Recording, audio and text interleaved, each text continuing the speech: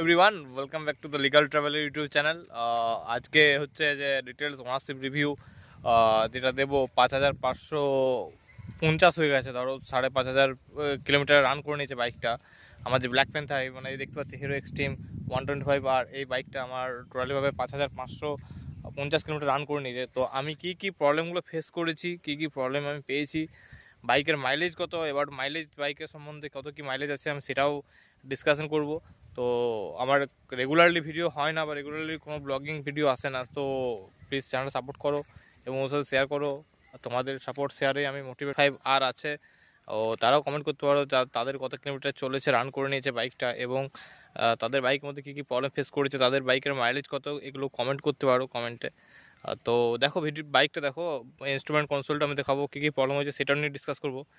5500 kilometre চলার পর বাইকটার কন্ডিশনটা দেখে নাও একবার।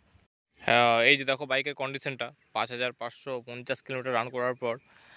তো বাইকের কন্ডিশনটা দেখে নাও। আমি বাইক স্টকেই রেখেছি, কোনো বাইকের মধ্যে মডিফিকেশান করাইনি, কারণ মডিফিকেশান পছন্দ নয়। তো বাইকটা দেখতে পারো, বাইকের কন্ডিশন কিন্তু ওয়েল গুড আছে এখনও পর্যন্ত, কোনো রকম কোনো প্রবলেম হয়নি। দেখতে পারো ফাইবার পার্টস ফাইবার সব কিছু চেক করতে পারো। আমি আবার 360 বাইকটা ঘুরিয়ে দিয়ে দেখিয়ে দিচ্ছি। এই দেখো বাইকের চ্যানেলের নেম লিগাল ট্রাভেলার। প্লিজ চ্যানেলটাকে সাবস্ক্রাইব করো, ভুলো না সাবস্ক্রাইব করতে, এবং বন্ধুর সাথে শেয়ার করো। এই যে হেডলাইট দেখতে পাচ্ছ, এদিকে আছে আদি যোগী বা শিবজি আছে আমার। এখানে বাইকের নাম লেখা আছে অমিত, আমার নাম অমিত।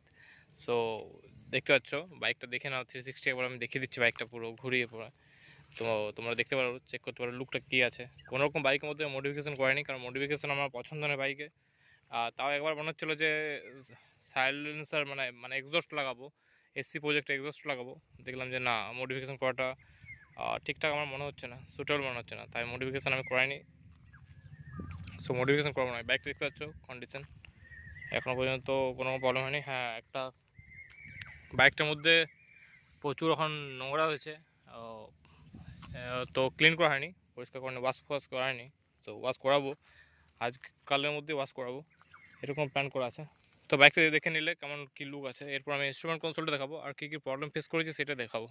এই যে দেখো ইনস্ট্রুমেন্ট কনসোলটা 5557 কিলোমিটার চলেছে, 5557 কিলোমিটার চলে গেছে। সো বাইকের কন্ডিশন দেখে নাও, প্রবলেম কিছু নেই। এখনও বাইক 5000 কিলোমিটার কী প্রবলেম আসবে। তো এই যে ইনস্ট্রুমেন্ট কনসোল দেখতে পাচ্ছ, আর এটা হচ্ছে ট্রিপ, এটা 182 দেখে নাও। আমি মাইলেজটা দেখাবো, এই ভিডিওটা দেখে নাও 182। তো আমি হ্যাঁ, তবে একটা জিনিস আমি যেটা বলতে চাইছি, যে হিরোর যে ইঞ্জিন অয়েল মানে মোবিল যেটা, সেটা কিন্তু খুব একবারই বাজে কোয়ালিটির, যাকে বলতে গেলে এক কথায়।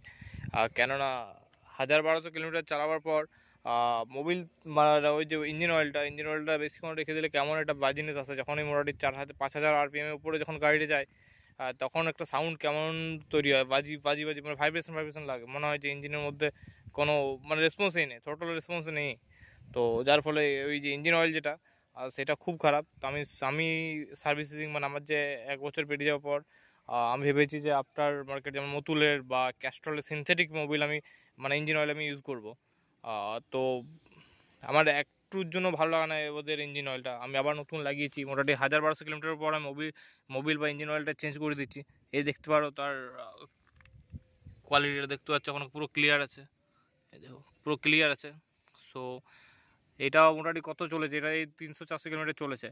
যখন আমি খড়গপুর থেকে ঘুরে এলাম, বাঁকুড়া টু খড়গপুর, মানে 300-350 কিলোমিটার চালার পর আমার টোটাল 1200 হয়েছিল।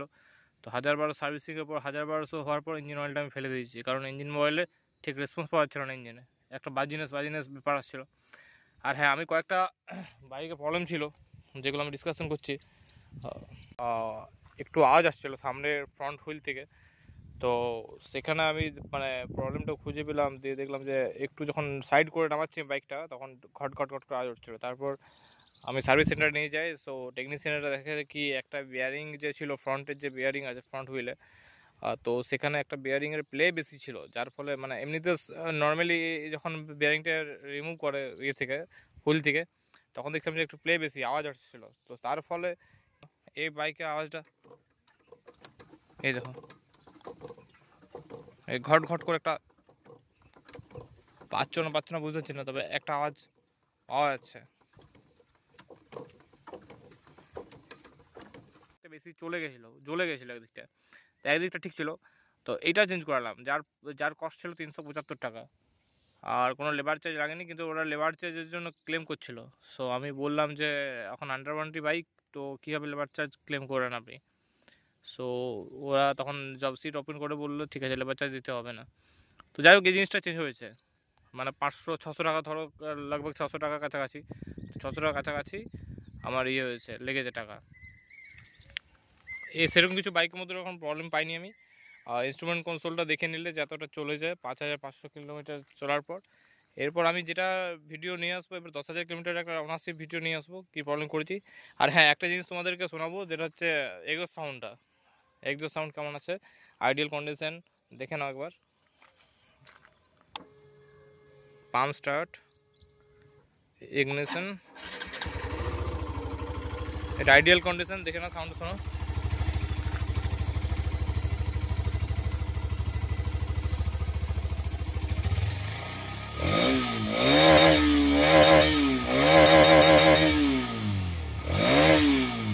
বাইকের সাউন্ডটা, এক্সস্ট সাউন্ডটা শুনলে যেমন ছিল সেরকমই আছে সাউন্ড, আর সাউন্ডের মধ্যে কোনো প্রবলেম বা কোনো চেঞ্জ আসেনি।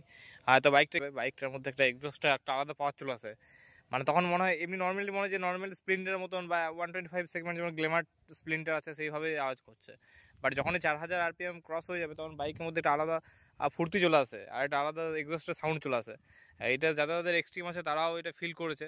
সো যাদের এক্সট্রিম আছে কমেন্ট করে বলো যে হ্যাঁ এটা এরকম হয় কি না হয়। আই হোপ আর ভিডিওতে বলার কিছু নেই। তো ভিডিওটা এইটুকুই, একটা ওনারশিপ রিভিউ ছোট্ট বারে দিলাম। আমার কাছে কোনো ক্যামেরাম্যান নেই যে ক্যামেরাম্যান পার্সোনালি ধরে দেবে, বা কোনো হেল্প নেই, আমি নিজেই ভিডিওটা করলাম। যদি তোমার কাছে এক্সট্রিম 125R থেকে থাকে, যার কাছে থেকে থাকো, কী কী প্রবলেম ফেস করেছো প্লিজ কমেন্ট করে জানাও। আশা করি ভিডিওটা ভালো লাগলো। যদি ভিডিওটা ভালো লেগে থাকে প্লিজ ভিডিওটা শেয়ার করো বন্ধুর সাথে।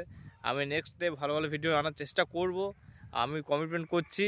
আর রাখতে পারিনি, যাই হোক আগেও করেছিলাম আমি, তো আমি ট্রাই করবো যে নেক্সট টাইম ভালো করে ভালো ভিডিও নিয়ে আসার। সো ততক্ষণে চ্যানেল সাবস্ক্রাইব করে দাও, বন্ধুদের শেয়ার করো। আবার দেখা হচ্ছে নেক্সট ভিডিও অন্য কোনো টপিক নিয়ে। ততক্ষণে জয় হিন্দ, জয় ভারত।